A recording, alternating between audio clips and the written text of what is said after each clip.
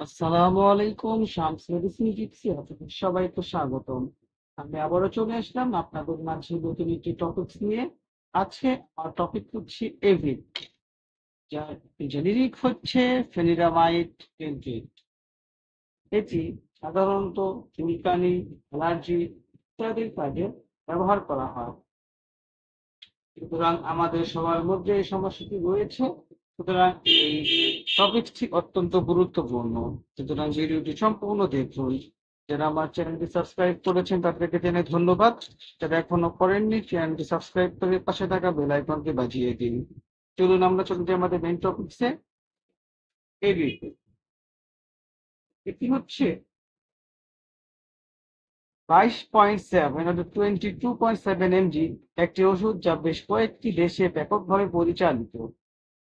প্রাথমিকভাবে একটি অ্যান্টিহিস্টামিন যা বিভিন্ন অ্যালার্জির অবস্থা চিকিৎসার জন্য ব্যবহার করা হয়।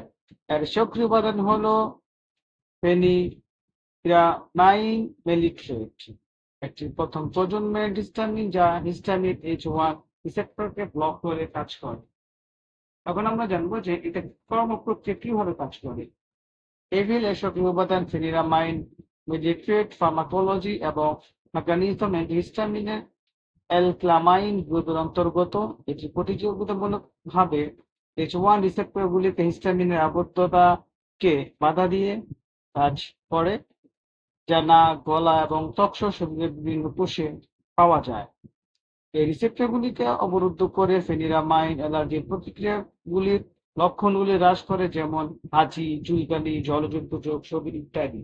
এখন আমরা জানবো যে এই এভিল ট্যাবলেটটি কি কি কাজে কাজ করে। অ্যালার্জিক রাইনাইটিস, এটি এভিলের জন্য সবচেয়ে সাধারণ ইঙ্গিতগুলির মধ্যে একটি।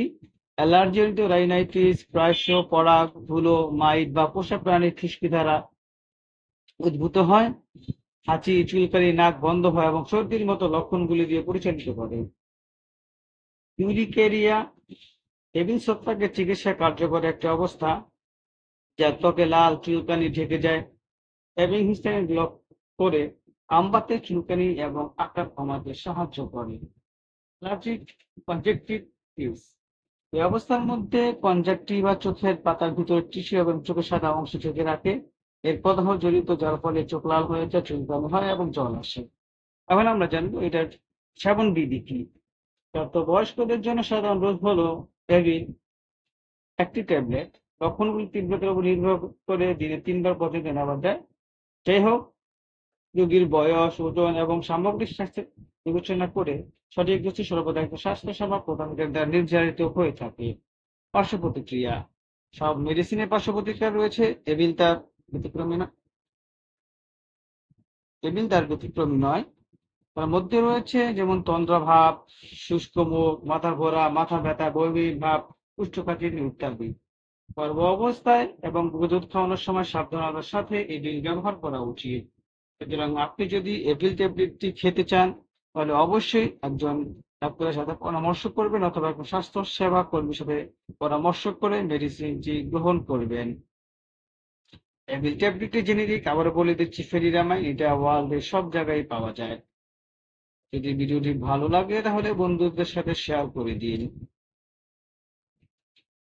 আর এবিল সম্পর্কে যদি আপনাদের কোনো কিছু জানার থাকে তাহলে আমাদেরকে কমেন্টস করে জানিয়ে দিন। আপনাদের কমেন্টস গুলো আমাদের কাছে অত্যন্ত গুরুত্বপূর্ণ, আমরা যথাযথ উত্তর দেওয়ার চেষ্টা করব। আজ এ পর্যন্তই, আবার দেখা হবে নতুন কোনো টপিকসে। সে পর্যন্ত ভালো থাকুন। খোদা হাফেজ।